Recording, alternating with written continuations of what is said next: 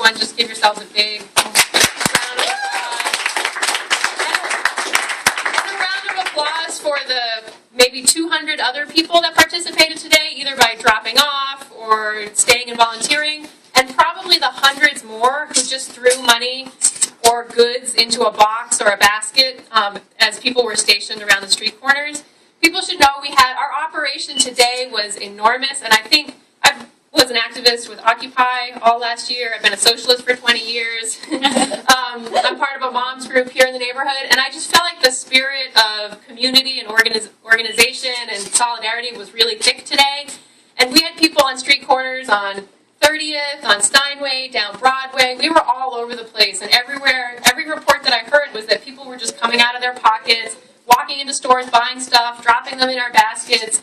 And it really just showed, I mean, for me, it really showed what Occupy showed last year, which is that people believe in supporting each other, and that we are right now, truth be told, organizing things better, and I think in a more human way than the big institutions are. And like, every time I watch the news, the question is, where's FEMA, where's the city, where's this, where's that?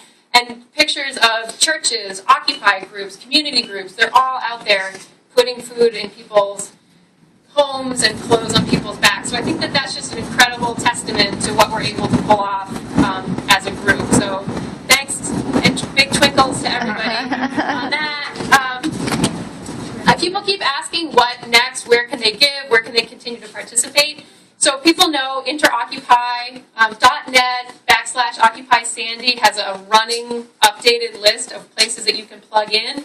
And I think that that is really, really important. But I also want to just say something about a spirit of organizing and resistance that I think is going to happen as well, because this crisis just is not going to go away. It was brought on by the warming temperatures of the sea as fossil fuels are destroying our biosphere.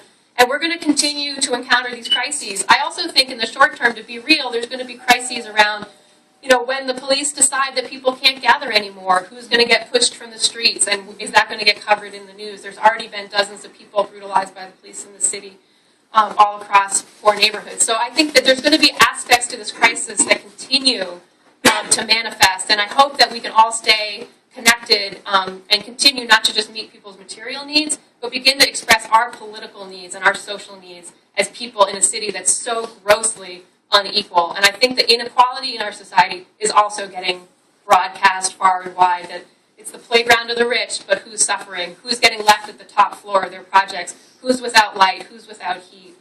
Business as usual was Bloomberg's byword for the past week, and it's absolutely sickening that everybody I know is getting docked pay because they can't get in when the MTA has been shut down. And I'm just sick of a world where the poor pay for crises that we don't create. So thank you all very much, and I'll just give a plug. I've said I'm a socialist. People saw that there were people handing out literature outside.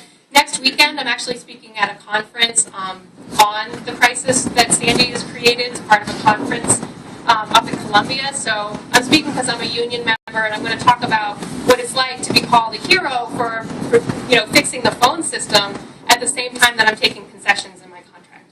It's just a total hypocrisy that working class people face every day. And I think I look around, there's a lot of young people in this room. The issues of student debt are exploding in this country. It's over $1 billion. And what kind of future do we want to have? I'm sorry, trillion. Sorry. It's hard for me to think in numbers that large, but we have to decide for ourselves what kind of future do we want, what kind of New York do we want. And I think today we saw the kind of New York we could have. So thank you all so much.